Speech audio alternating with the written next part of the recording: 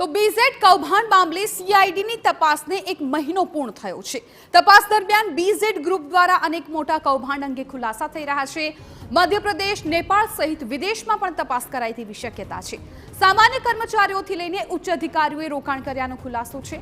નેતા, અભિનેતા અને ક્રિકેટરોનું પણ રોકાણ હોવાનું સામે આવ્યું છે। દરોડા દરમિયાન હિંમતનગરથી 5 અને માલપુરથી 2 આરોપીની ધરપકડ કરાઈ છે। રોકાણકારોને ફરિયાદ કરતા રોકવા ધમકીઓ પણ આપવામાં આવી હોવાનો ખુલાસો થયો છે। બેંક અને અન્ય દસ્તાવેજોના આધારે કરોડોના ટ્રાન્ઝેક્શન પણ મળી આવ્યા। ગ્રોમોર સ્કૂલમાં પણ ભૂપેન્દ્ર ઝાલાએ શિષ્યવૃત્તિ કૌભાંડ આચર્યાની માહિતી છે। એજન્ટ ગણાતા ધવલ પટેલ અને કમલેશ મોચીને ઝડપવા પણ તપાસ તેજ કરાઈ છે। ગ્રોમોર સ્કૂલમાં વારંવાર સીઆઈડી ક્રાઇમની તપાસ। કૌભાંડી ભૂપેન્દ્ર ઝાલાની ધરપકડ માટે સીઆઈડીની અનેક ટીમ તપાસમાં જોડાઈ છે।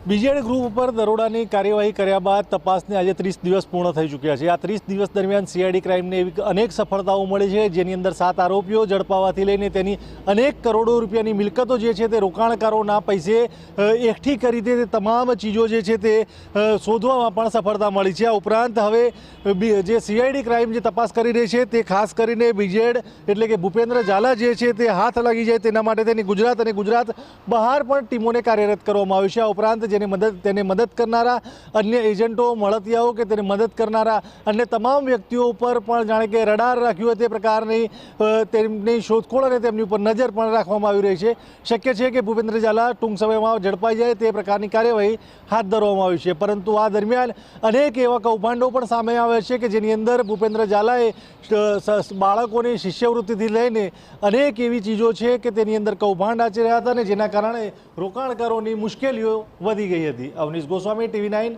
હિંમતનગર।